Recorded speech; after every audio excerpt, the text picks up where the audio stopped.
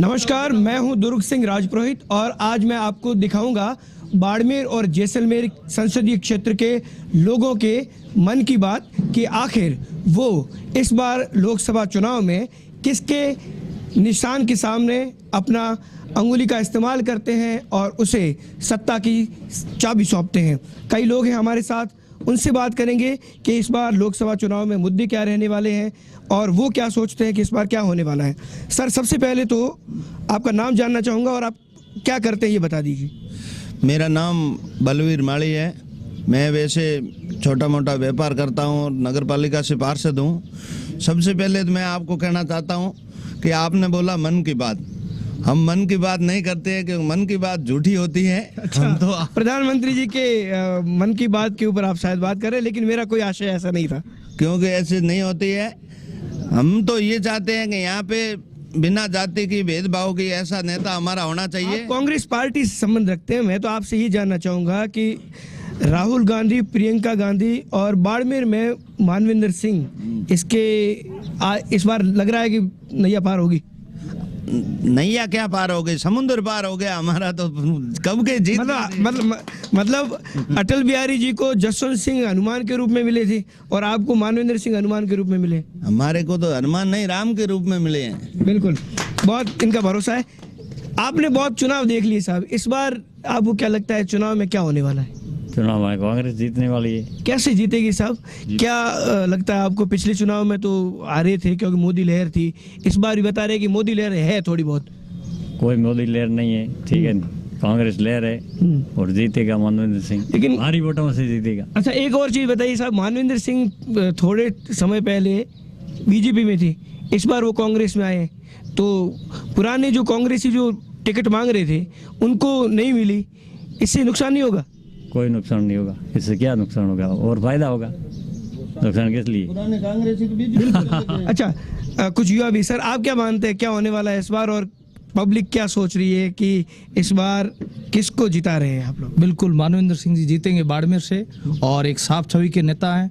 और ये जो भारतीय जनता पार्टी के पास आज कोई मुद्दा नहीं है, सिर्फ राष्ट्रवाद के नाम का मुद्दा लेके और विकास और डेवलपमेंट या कोई ऐसी मतलब जनहित के कार्यों का कोई मुद्दा इनके पास नहीं है जो इन्होंने 5 साल में अच्छा कार्य किया हो। मानवेंद्र सिंह के आगे कर्नल नहीं लगा रहे हैं, क्या कारण है? क्यों सोशल मीडिया भी चल रहा है कि वो कर्नल जो आप समझ रहे हैं वो नहीं है, ऐसा तो नहीं है? नहीं, कोई कर्नल सोशल मीडिया वाले जो चल रहा है ना अभी, तो ये और कोई तमगे लगा के घूम ले, कोई हिस्ट्री सीटर वाला तमगा थोड़ा ना जो ऐसे रोड पे मिल जाए।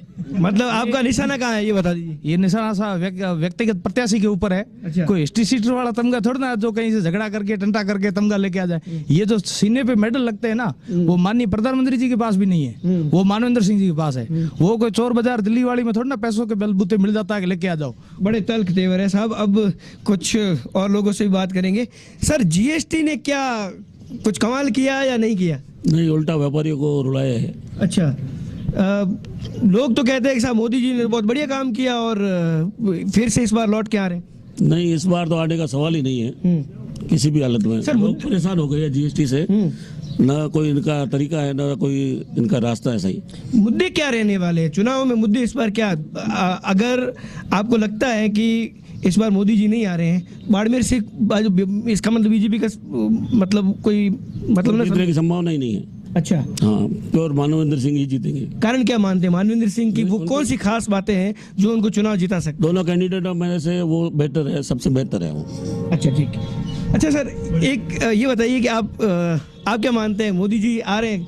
काफ़ी सारे लोग तो कह रहे हैं मोदी जी का कोई मतलब ही नहीं। बिल्कुल साहब, जो बोल रहे हैं मोदी जी का मतलब नहीं है, वो कांग्रेस के पदाधिकारी रह चुके हैं। एक मित्र हैं जो कांग्रेस के पार्षद है, उन्होंने बोला कि मन की बात तो झूठ होती है, तो झूठ का रिवाज जो है वो उनके वहां पर होता था। अब मोदी जी के कार्यकाल में कोई झूठ का प्रावधान नहीं है, यहाँ सिर्फ सच है। और जहाँ जीएसटी की बात बता रहे हैं, तो जीएसटी से जो टैक्स पेयर्स की जो संख्या बढ़ी है वो आप देखिए, इससे कितना देश को फायदा हुआ है। डेवलपमेंट भी उसी के साथ बढ़ा। बिल्कुल, अगर जो टैक्स दे रहे हैं उनकी संख्या बढ़ेगी तो डेवलपमेंट भी होगा। नहीं, अभी 5 साल में क्या उपलब्धियां मानते हैं कि ये मोदी जी की उपलब्धियां हैं, इसके आधार पे ये वापस आएंगी? बिल्कुल, देखो जैसे आतंकवाद के खिलाफ एक आवाज उठी है, उसके ऊपर तो संशय के लोग मतलब कांग्रेस के कई पदाधिकारी श्याम पित्रोदा से लगा के बाड़मेर के जो अभी प्रत्याशी हैं कांग्रेस के, वो भी कह चुके हैं कि भाई ये सब थोड़ा संशय में तो है। देखिए, जब पहली बार सर्जिकल स्ट्राइक हुआ था तब राहुल गांधी जी ने संशय उठाया था, और इस बार जो एयर स्ट्राइक हुई है उसमें उन्होंने खुद ने बधाई दी है, तो इससे ही आपको पता चल जाएगा कि वो किस और जा रहे हैं। बिल्कुल, वो किस और जा रहे हैं। सर ये बताइए कि इस बार क्या लग रहा है, क्या होने वाला है? इस बार मोदी जी आएंगे। और क्यों? भाई साहब कह रहे थे जीएसटी से नुकसान हुआ, मैं भी एक छोटा व्यापारी हूँ, मेरे को तो ऐसा कोई नुकसान नहीं हुआ है। जो बड़े व्यापारी हैं, जो चोरी करते थे, टैक्स चोरी करते थे, उन लोगों को प्रॉब्लम हो रही, इसलिए वो मोदी जी को चोर बोल रहे। चोर मोदी जी नहीं है, चोर ये है। इनको क्या है, उनकी दुकानें बंद हो गई है, इसलिए ये ऐसे क्या है भड़काऊ भाषण दे रहे। और बाकी बात रही कि कांग्रेस की लहर आएगी, मैं कह रहा हूँ मोदी जी की सुनामी आएगी, कांग्रेस की लहर नहीं। लेकिन यहाँ के लीडर पे सवाल उठाए जा रहे हैं कि साहब हिस्ट्री शीटर है। हिस्ट्री सीट सर, उनके ऊपर ऐसा कौन सा चोरी का मुकदमा है, डकैती का, मारपीट के तो है। मारपीट के मुकदमे नहीं, उनके ऊपर जो भी मुकदमे है वो सरकारी मुकदमे करवाए, सरकार ने करवाए थे। जैसे कि कालका रोकी तब सरकारी मुकदमे हुए कि कालका क्यों रोकी। नहीं सर, एक रोडवेज के कर्मचारियों के साथ मारपीट का भी मुकदमा है। सर मैंने ऐसा नहीं सुना, और आज की तारीख में ऐसा कोई मुकदमा है नहीं। वो मुकदमे सब सलट गए हैं, ठीक है ना। एक भी मुकदमा नहीं, अगर हो तो इनको बोलो कि मुकदमे लाके बताएं। ऐसा ये कोई भी मुकदमा नहीं है। देखिए, ये जो कांग्रेस के पदाधिकारी है, चलो इन्होंने बोल दिया हिस्ट्री सीट खुली है, जनता के मुद्दों पर उन्होंने मुकदमे लिए। अब ये एक बार चलो ठीक है, प्रतापपुरी जी के सामने जो कैंडिडेट था मोहम्मद, वो क्या है, वो साले मोहम्मद को आप साले मोहम्मद नहीं, गाजी फकीर, गाजी फकीर उनके पिता है। ये अगर खुले में बोल दे, गाजी फकीर के ऊपर इतने बड़े मुकदमे हैं। उनका बेटा मंत्री है इनकी सरकार में, और ये कह रहे हैं कि मानवेंद्र सिंह जी हमारे राम है। कल भगवान राम की जयंती थी और इतनी सभाएं थी, उनमें एक में भी ये नहीं गए क्योंकि डरते हैं। सिर्फ 3 लाख वोटों के लिए इन्होंने 17 लाख हिंदुओं का अपमान किया है। सिर्फ और सिर्फ ये हिंदुओं के अपमान के लिए कर रहे हैं, और इनको कुछ नहीं दिखता, सिर्फ मुसलमानों को वोट दिखता है। वापस आऊंगा सर कई राम अली ये चुनाव में बहुत बाड़मेर तक आ गए, मुझे लग रहा है। नहीं, राम अली कहीं नहीं आएंगे। बीजेपी वाले हिंदू मुसलमान पे तो आ ही गए, आपको पता है, ठीक है ना। देश तो सबका है, संविधान सबको अधिकार देता है। हिंदू मुसलमान नहीं, वो तो आपके ऊपर आरोप लगाते हैं कि आजादी के बाद हिंदू मुसलमानों को लड़ाकर ही कांग्रेस ने राज कितनी लड़ाई होगी हिंदू मुसलमान के बीच में, सांप्रदायिक दंगों में इनके हाथ रहते हैं, ठीक है ना। तो कितनी लड़ाई होगी हिंदू मुसलमानों के बीच। आज जो 5 साल पहले ये मुद्दे उठा रहे थे, उनमें से एक भी मुद्दा वापस उठाने की इनमें हिम्मत नहीं है। बाड़मेर में क्या होने वाला है, आप ये बताइए कि पिछले जो 5 साल बीते, इसमें बीजेपी के सांसद थे, बीजेपी की सरकार थी, एनडीए की गवर्नमेंट थी। बाड़मेर के अंदर आपको लगता है कि कुछ विकास हुआ? विकास अपनी रफ्तार से होगा, उसमें कोई दिक्कत नहीं है। हमारा जो अधिकार है वो हमारा जनप्रतिनिधि चुनने का है, प्रधानमंत्री चुनने का अधिकार हमारी लोकतंत्र की प्रणाली हमको नहीं देती।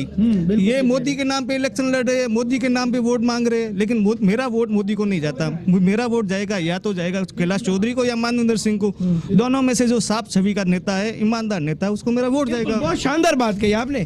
इन्होंने एक बात कही, मैं इसके ऊपर आपसे बात करूंगा क्योंकि आप बात कर रहे थे बीजेपी समर्थन की। इन्होंने कहा कि सब हम मोदी के नाम पे वोट क्यों दे, हमें तो यहाँ पे कैलाश चौधरी को और मानवेंद्र सिंह को देखना है। बिल्कुल, तो मोदी के नाम पे हमसे बार बार वोट की अपील क्यों की है? बिल्कुल, देखिए चलो इनकी बात भी मान लेते हैं। अगर मानवेंद्र सिंह जी और कैलाश चौधरी जी के बीच में अगर कंपैरिजन किया जाए तो मानवेंद्र सिंह जी को मैं एक अच्छा आदमी मानता हूँ, लेकिन कैलाश चौधरी के कार्यकाल में बायतू का विकास उठाकर देखिए। जहां तक मैंने पढ़ा है उनके बारे में, तो उनके जो विकास के काम है वो मैं गिना सकता हूँ, उतना आप शिव में गिना दीजिए। वो कहेंगे कि साहब मैं संसद में रह चुका हूँ, मेरे पास अनुभव है। दोनों एमएलए थे उस टाइम, दोनों एमएलए थे। शिव के एमएलए मानवेंद्र सिंह जी थे, बायतू के कैलाश चौधरी थे। आप कैलाश जी के अच्छा, एक इनसे बात करते सर, आपका नाम बताइए, आप क्या करते हैं? मेरा नाम जोगाराम है और मैं मेरा खुद का बिजनेस करता हूँ जी। ये बताया कि इस बार क्या होने वाला है बाड़मेर में। कुछ लोग ये कह रहे हैं सब कि चुनाव में मोदी जी बाड़मेर में थोड़ी आके बात कर रहे हैं, हमें तो बात करनी है कैलाश चौधरी से और मानवेंद्र सिंह से। हाँ, हम ये मान सकते हैं, इनको व्यक्तिगत प्रत्यक्ष पे बात करनी है, बट हमें सबसे पहले राष्ट्र सर्वोपरि है। और राष्ट्र हित में अगर जो विकास के कार्य किए हैं, आज ग्रामीण इलाके के अंदर आप जाके देखिए, विद्युतीकरण जो पंडित दीनदयाल उपाध्याय नाम की योजनाएं चल रही है, मोदी जी ने घर घर तक बिजली पहुंचाने का काम किया है। उसके बाद में गांव में बैठी हुई हमारी माताएं बहनें जो है, वहां तक गैस के कनेक्शन पहुंचाने का काम किया है। और अगर विकास के मुद्दे आप उठा के देखेंगे तो पूरे हिंदुस्तान के अंदर इतनी प्रगति करी है जो पिछले 55 साल में इस कांग्रेस के सत्ता के जो लॉबी, और मैं तो कहता हूं ये भूखे भेड़िए सभी जो बैल पे चल रहे हैं, यहाँ के इस निजी प्रत्याशी को जो हिस्ट्री सेट बता रहे हैं, कांग्रेस के राष्ट्रीय अध्यक्ष, उनकी मम्मी और जितने भी बुआ भतीजेवाद भाईवाद जितने, उन सब की हिस्ट्री उठा के देखिए, मां मिलावट हुई है। केवल और केवल मोदी को रोकने का उनका है, लेकिन ये इनके सपने कभी पूरे नहीं होंगे और नरेंद्र मोदी जी की सरकार बनेगी निश्चित तौर पर। जनता तैयार बैठी है, 19 तारीख का इंतजार है, केवल 19 तारीख का इंतजार, 19 तारीख का इंतजार है, ये कह रहे हैं। आपको क्या लग रहा है भैया? 19 तारीख का लोकतंत्र है भारत का। भारत के लोकतंत्र में ये जरूरी नहीं है कि 19 तारीख का ही परिणाम पक्ष में आएगा कि नहीं आएगा, ये तो कोई इश्यू नहीं है। लोकतंत्र जिसको बाढ़ में जैसलमेर के लोग जिसको सुनेंगे वही जीत के जाएगा, पार्लियामेंट के अंदर हमारा नेतृत्व करेगा। आपको क्या लगता है क्या होने वाला है?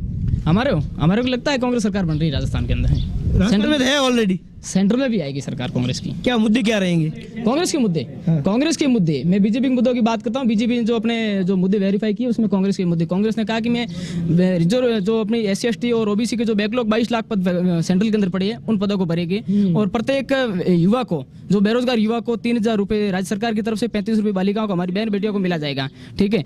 और उसके बाद में प्रत्येक आम गरीब आवाज को 1 रुपए किलो गेहूं का भी प्रावधान है। और उसके बाद बहुत सारे ऐसे मुद्दे हैं जिन मुद्दों पर कांग्रेस में सत्ता में आएगी। भाजपा के मैनिफेस्टो में राष्ट्रवाद भी है। हाँ, राष्ट्रवाद, उनको पूछिए कि राष्ट्रवाद होता क्या है। राष्ट्रवाद की उनको परिभाषा नहीं आती, राष्ट्रवाद क्या था। यदि राष्ट्रवाद हमारे खून के अंदर नहीं था तो हम 60 साल इस देश पे राज नहीं करते। आपने 4 साल के अंदर आपकी दुबड़ी उड़ ली। देखो बहुत बड़े सवाल हैं आपके सामने सर। ये कह रहे हैं कि ये टुकड़े टुकड़े कर दिए आपने। तो किस बात के टुकड़े? हम टुकड़े नहीं करते, हम सबको साथ में लेकर रखने की विचारधारा रखते हैं। नहीं, देश को एक वक्त आएगा पाकिस्तान को भी हिंदुस्तान में मिला देंगे यदि नरेंद्र मोदी जैसा प्रधानमंत्री रहा। आज देखिए ऐसे कैसे मिला देंगे? अरे भाई आप सुनिए, अटल बिहारी वाजपेयी ने परमाणु प्रक्षेपण किया उस दिन इंडिया, तो वो पाकिस्तान में मिलाने के लिए थोड़ी किया। आप बात सुनिए, आप भाई साहब बात सुनिए, पोखरण में प्रक्षेपण किया उस दिन अमेरिका ने, इंडिया पर बैन लगा। लेकिन आज मिसाइल का जो प्रक्षेपण किया उस दिन कौन सा बैन? ये इंडिया के जो उनके साथ व्यापारिक संबंध थे, CTBT के हस्ताक्षर की बात कर रहे हो? कंप्रेसिव टेस्ट बैन TT, इनके आपस में जो व्यापारिक संबंध है वो बंद किए थे। साइन ही नहीं हुए थे। कैसे नहीं होते थे? जो कांग्रेस की सरकार बनाने की बात कर रहे हैं उन कांग्रेस के पदाधिकारियों से मैं पूछना चाहूंगा कि वो कितने सीटों पर चुनाव लड़ रही है कांग्रेस, ये बताइए पहले। अच्छा, एक और चीज बताऊं मैं आपसे सर, ये जानना चाहूंगा कि बाड़मेर आजादी के 70 साल बाद भी आज किन किन मुद्दों पे चुनाव लड़ रहा है? पहले भी आपने मुद्दे देखे होंगे, अभी क्या वास्तविक राष्ट्रवाद 1975 में लेके 1974 में यदि परमाणु परीक्षण किया इंदिरा गांधी ने किया, वाजपेयी की जो टाइम जो हुआ उसकी रूपरेखा पूरी नरसिम्हा राव टाइम में हुई, ये जग जाहिर है, ये किताबों में लिखा हुआ है। और राष्ट्रवाद कौन है? ये 4 पीढ़ी से जनरल इनके अनुज सिंह, जिनको इस अटलरी का सबसे बड़ा तोहफा मिला हुआ है, और पाकिस्तान गवर्नमेंट ने उनको उनकी युद्ध कौशल से उनको फक्र हिंद की उपाधि दी थी कि ऐसे योद्धाओं के ऊपर, उस परिवार से ये बिलोंग करते हैं। इनके दादा मेजर थे, इनके फादर मेजर थे, ये खुद कर्नल है, और जिन्होंने राष्ट्र के लिए कुछ नहीं किया सिवाय झूठ के।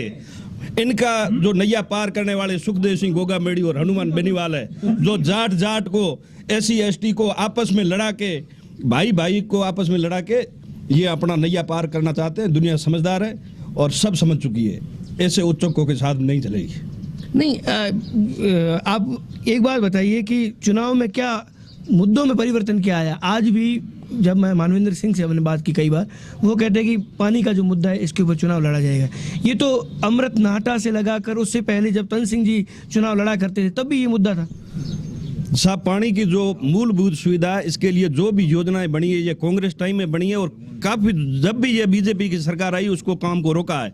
आज पानी की जो नहर की योजना है वो बिल्कुल आराम से चल रही है, उसका पूरा बजट आ गया और हमारे गांवों में कम से कम 25% गांवों में पानी भी आ गया। यहाँ आप देख लो शिव में तो कई गांवों में पानी, मतलब 70 साल बाद भी पानी का मुद्दा अभी तक कायम है। बिल्कुल पानी का मुद्दा कायम है। आपको लगता है कि संसद में पहले भी मानवेंद्र सिंह जी जा चुके हैं, इस बार जाएंगे तो काम हो जाएगा? अब मेरे भाई ने बताया कि मानवेंद्र सिंह जी ने काम कितने करवाए। बायतू में GSS कितने हुए और शिव में GSS कितने हुए। बायतू में विकास कितना हुआ और शिव में विकास कितना हुआ। बायतू के लोगों के अंदर आपस में विरोध कितना, और हम आपस में हर जाति हर वर्ग के लोग कितने। चलिए सब एक बात बताइए कि तो सबका साथ सबका विकास की बात कहने, सबका साथ, एक सेकंड रुक जाइए प्लीज, एक सेकंड रुक जाइए। सबका साथ सबका विकास की बात कहने के बाद 2014 में सत्ता में आए, उसके बाद लगता है कि सबका साथ सबका विकास हुआ। बड़ी शर्म की बात है, अगर ये मेरे भाई कह रहे हैं कि हमारे जीएसटी आने की वजह से टैक्स पेयर बढ़े हैं, तो इनको कहिए कि आप जीएसटी पे और नोटबंदी पे इलेक्शन क्यों नहीं लड़ रहे हो। मोदी जी ले देके 5 साल में आज राष्ट्रवाद पे, या वो बड़ी शर्म की बात है कि 44 शहीद हुए हमारे जवान, वो एक इंटेलिजेंस फेलियर था। वो एयरलिफ्ट मांग रहे थे, उनको एयरलिफ्ट नहीं दी गई। आज बीजेपी के सारे पदाधिकारी हेलीकॉप्टर लेके घूम रहे हैं, वो सारे मारे गए, इंटेलिजेंस फैक्टर था, और उस पे ये वोट मांग रहे हैं। इससे बड़ी शर्म की बात इस देश के लिए हो ही नहीं सकती। इससे ज्यादा शर्म की बात इसके लिए नहीं हो सकती। भैया क्या लग रहा है आपको? बहुत बड़े बड़े आरोप तो है ही, इन आरोपों से मुक्ति कैसे पाएंगे? मैं ये कह रहा हूँ कि इन कांग्रेस के पास बीजेपी से लड़ने के पास मुद्दे है ही नहीं। राहुल जी अभी मुद्दा लड़ रहे थे। ये जी इनका जो सवाल है इसका उत्तर दे दीजिए कि भाई 44 शहीद हुए, 44 शहीदों के नाम पर सारे कोर्ट से लगाकर इलेक्शन कमीशन ऑफ इंडिया से लगाकर सब कह चुके हैं कि भाई शहीदों के नाम पे सियासत नहीं होनी चाहिए, उसके बावजूद भी हो तो रही है। नहीं, शहीदों पर सियासत तो कांग्रेस वालों ने शुरू की। कांग्रेस वालों ने मांगी कि ये जो एयर स्ट्राइक हुई ये मतलब झूठी थी। इनके बड़े बड़े नेताओं ने मांगे सबूत, ठीक है। बीजेपी के किसी पदाधिकारी ने ये नहीं बताए सबूत क्या होते, ठीक है। ठीक है। अब भैया बाड़मेर में क्या होने वाला है? पाकिस्तान सीमा सरहद के एकदम पास हो, थोड़े टाइम पहले जम्मू में 44 शहीद भी हुए, उसके बाद यहाँ पर सारे लोग युद्ध के लिए भी एक तरीके से तैयार हो गए थे। अब आपको क्या लग रहा है कि क्या हो रहा है? सुरक्षा के नाम पर बाड़मेर में वोट पड़ेंगे या किस नाम से वोट पड़ेंगे? बाड़मेर में वैसे ये बीजेपी की बात करो बस से मतलब नहीं। जो ये कह रहे हैं कि कांग्रेस के आज की टाइम में कांग्रेस की ये पोजीशन है, बिगर लाडे की बारात, मारवाड़ी में बोलते हैं अपन। अगर लाडा मतलब दुल्ला, अगर एक दुल्ला तैयार करो तो मानते। आज भारत के प्रधानमंत्री नरेंद्र मोदी है, तो बीजेपी का कैंडिडेट वही मोदी करके चल रहा है। उसके बाद में ये बोल रहे हैं वोट कांग्रेस की सरकार बनेगी। इनके पास दुल्ला भी नहीं है, चले हैं बारात लेकर। विकास कार्य जितने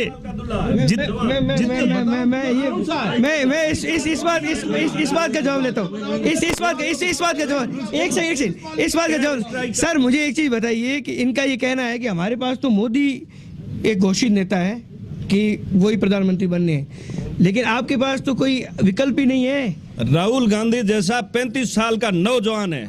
35 सर है, आदि कर रहे सर। 50 सर, जवान है। 50 सर। दूसरे नंबर में एयर स्ट्राइक का जीता जागता उदाहरण है। पेटेंट टैंकों का कब्रिस्तान बना दिया सागर। नहीं, इनका ये कहना है कि भाई साहब के आप शहीदों की सियासत की बात करते हो, आप तो सब सबूत मांगते हो। सब शहीदों की क्या, जैसे मैंने कहा कि भाई पेटेंट टैंक एयर स्ट्राइक का सबूत हम देते हैं।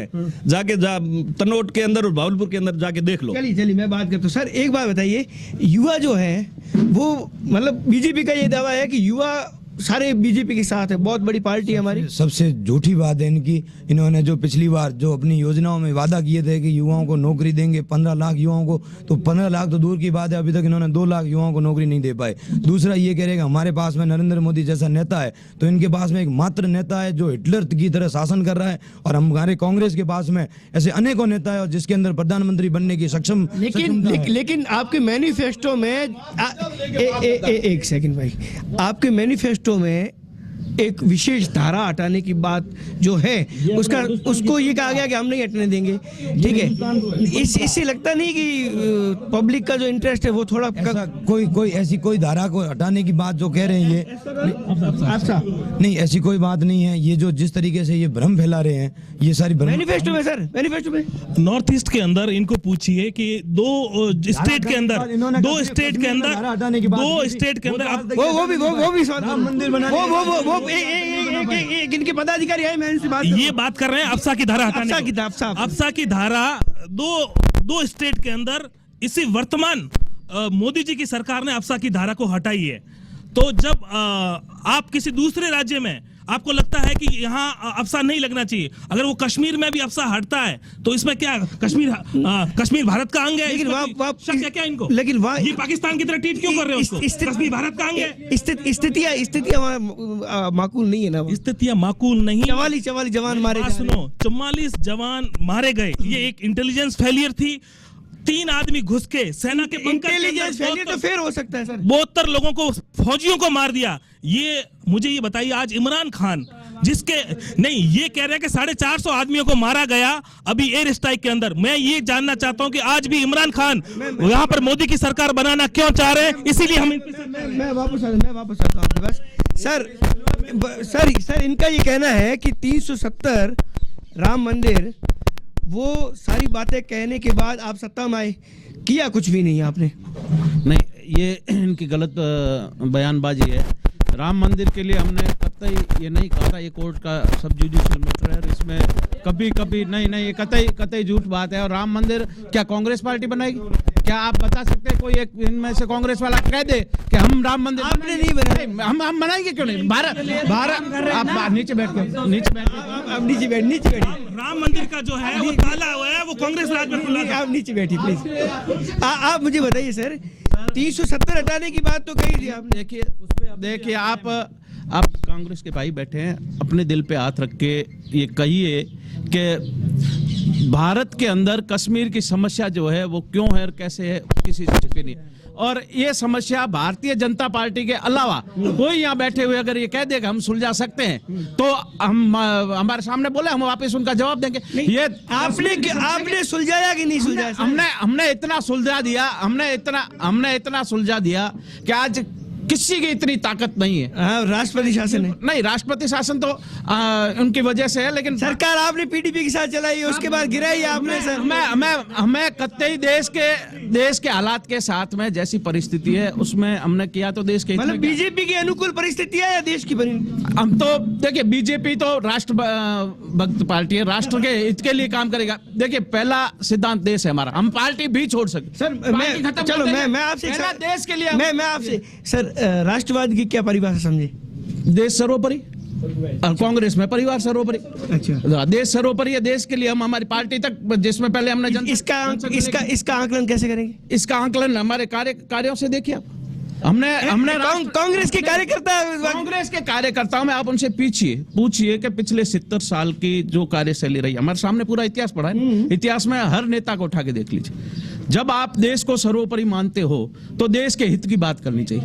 आप परिवार को, आप अपने ही नेताओं को देखिए, भ्रष्टाचार देश को खा गया, उसको कमांड करने की मोदी जी ने प्रयास किए नहीं किए। आप कोई भी मुद्दे लेके आओ, पिछले 5 साल से एक भी मंत्री, मैं आपको दावे से कहता हूं, कांग्रेस ने किया ना। छोटी सी बात सुन लीजिए, ये राजा और बालू 2 मिनिस्टर साउथ से जो थे, मनमोहन सिंह जी खून के आंसू रोए, सोनिया जी के पास में खून के आंसू रोए कि इन 2 मिनिस्टरों को मैं नहीं लूंगा, फिर भी उनको कंटिन्यू रखना पड़ा।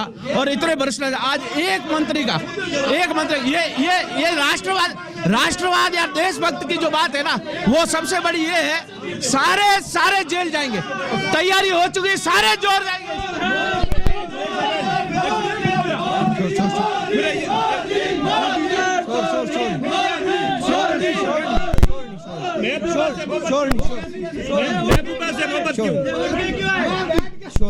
एक बात बता भैया, बीजेपी कांग्रेस बाड़मेर में कौन? बीजेपी वजह क्या? युवा नेता है। कांग्रेस के जो प्रत्याशी हैं यहाँ खड़े, वो पुलवामा हमले को ये कह रहे हैं कि यह हुआ भी था या नहीं, या फिर ये बीजेपी वालों की साजिश थी। वो खुद मेजर के पद पे रखे, खुद आगे मेजर लगाते हैं, कर्नल लगाते हैं, उन परिवार का हवाला देते हैं कि हमारी 3-3 पीढ़ियां आज सेना में थी, और वो आज ये कह रहे हैं कि ये पुलवामा हमला हुआ था भी या ये करवाया गया है बीजेपी की तरफ से। इतना बड़ा झूठ वो बोल रही है, इसलिए यहाँ बाड़मेर की जनता कतई उन्हें पसंद नहीं करेगी। आतंकवाद जो कश्मीर का इन्होंने मुद्दा उठाया, धारा 370, शायद जितनी भी कश्मीर की जितनी समस्याएं हैं, बाड़मेर पे आए हो आप, सीधे से बात क्या हो रहा है? बाड़मेर पे आऊंगा, उससे पहले देश सर्वोपरि है, इसलिए बाड़मेर पे आइए, मैं बाड़मेर की बात पूछ रहा हूं। बाड़मेर के अंदर आप देख सकते हो जो लोग इनके अभी कांग्रेस के जितने भी नेता, भाजपा या कांग्रेस, मैं क्या कह रहा हूँ, बीजेपी आएगी, लेकिन यहाँ कांग्रेस के नेता जो प्रत्याशी पर टीका टिप्पणी कर रहे हैं, वो पिछले 5 साल विधायक रहे, उन्होंने 3 चुनाव लड़े, 4था चुनाव अभी लड़ने जा रहे हैं, कितने मुकदमे उनके ऊपर हुए? नहीं, बिल्कुल बिल्कुल कोई व्यक्तिगत टिप्पणी नहीं करेगा। सर क्या समझते हैं आप कि इस बार हुक होने वाला क्या है? आप एक मतदाता होने के नाते किन किन मुद्दों के आधार पर वोट देंगे? मुद्दे तो साहब वही है, एक बाबा रामदेव करके थे जो व्यापारी हो गए, पहले कोई संत योग गुरु हुआ करते थे, वो 5 सालों से नजर नहीं आए। उनके पास 1600 पेज का डॉक्यूमेंट हुआ करता था, बहुत सारे नाम हुआ करते थे, एक भी नाम आया नहीं। मोदी जी जब प्रधानमंत्री बने, संसद में गए। बाड़मेर में क्या होने वाला, जल्दी बताएं। बाड़मेर मेरी बात सुनिए, प्रोग्राम की लास्ट स्टेज, आज का मतदाता बहुत ज्यादा समझदार है। बाड़मेर में कौन से मुद्दे हैं? बाड़मेर का मुद्दा बाड़मेर का विकास है। पानी कई हद तक है, शिक्षा वगैरह सब एवरीथिंग ओके, हर समय मुद्दा रहेगा। सर ये एक बात बताइए, इतने चुनाव आपने भी काफी देख लिए होंगे, इस बार मुद्दे क्या रहने वाले हैं? जातिवाद भी मुद्दा है? नहीं, राजनीतिक में जातिवाद मुद्दा रखना बाड़मेर में ज्यादा हावी नहीं है। बाड़मेर में हावी है, लेकिन 36 कौम को जो साथ लेके चलता है, हम उसी को नेता ही मानते हैं। आप इतने चुनाव देख चुके हैं, उसमें और अभी में क्या परिवर्तन लग रहा है आपको? इस राउंड में थोड़े जातिवाद में तो ज्यादा दे रहा है। जातिवाद, आप क्या समझे? जातिवाद साहब जातिवाद नहीं, हमारे यहाँ शांतिवाद वाला आदमी हो, सबको साथ। जातिवाद फैक्टर है कि नहीं? नहीं, जातिवाद कोई फैक्टर नहीं। जातिवाद फैक्टर, जातिवाद बीजेपी कर रही है, लेकिन 36 कौम साथ में है और 36 कौम अपना प्रतिनिधित्व देगी, आप लोग देखोगे। सर जातिवाद फैक्टर है यहाँ पे? जातिवाद फैक्टर बिल्कुल है और 36 कौम हमारे साथ। जातिवाद बा फैक्टर है? जातिवाद फैक्टर है यहाँ पे? जातिवाद कोई फैक्टर नहीं है, कोई नहीं है। जातिवाद फैक्टर है? जातिवाद तो फैक्टर है, इसलिए एक जाति के एक आदमी की टिकट काट के दूसरे उसी जाति वाले। जातिवाद फैक्टर है यहाँ पे? बिल्कुल जातिवाद फैक्टर है। जातिवाद, हम जातिवाद के फैक्टर पे बात नहीं करना चाहते, हम देश के मुद्दों पे बात करना चाहते हैं। चुनाव में वोटिंग जो कास्ट होगी वो जातिवाद पे होगी कि नहीं? वो जातिवाद के आधार पर लोकतंत्र में मूल्य होती है। जातिवाद में विकास के ऊपर है। जातिवाद विकास के मुद्दे को लेकर चल रही है, जातिवाद नहीं चलेगा। जातिवाद फैक्टर काम, बाड़मेर के अंदर केवल और केवल विकास के मुद्दे पे चुनाव लड़े जाएंगे। जातिवाद फैक्टर काम करते हैं भैया? नहीं, जातिवाद फैक्टर भैया काम करते हैं? नहीं, जातिवाद कोई फैक्टर काम नहीं करेगा। जातिवाद फैक्टर आप काम करते हैं? नहीं, मेरी नजर में नहीं करता। यहाँ सिर्फ एक ही फैक्टर काम करता है, वह है मोदी फैक्टर। और इस बार भी मोदी फैक्टर। जातिवाद को भारतीय जनता पार्टी ने मूल रूप से समाप्त कर दिया, अब कंप्लीट समाप्त। न कोई यादव चलते हैं, न कहीं बिहार, पूरे देश में जातिवाद को अगर किसी ने खत्म किया है तो भारतीय जनता पार्टी ने किया है, और यहाँ पर मात्र और मात्र विकास के मुद्दे पे चुनाव लड़ा जाए। बिल्कुल, ये थी बाड़मेर की जनता, बाड़मेर के राजनीति से जुड़े हुए लोग, जिनका लोकसभा चुनाव 2019 के बारे में ये कहना है कि इस बार जो बीजेपी समर्थक है उनका ये कहना है कि विकास के नाम पर, मोदी के नाम पर वोट चुने जाएंगे, लेकिन वोट कास्ट होने के बाद पता चलेगा कि आखिर होता क्या है। बाड़मेर से कैमरामैन अशोक दरिया के साथ सिंह, इंडिया।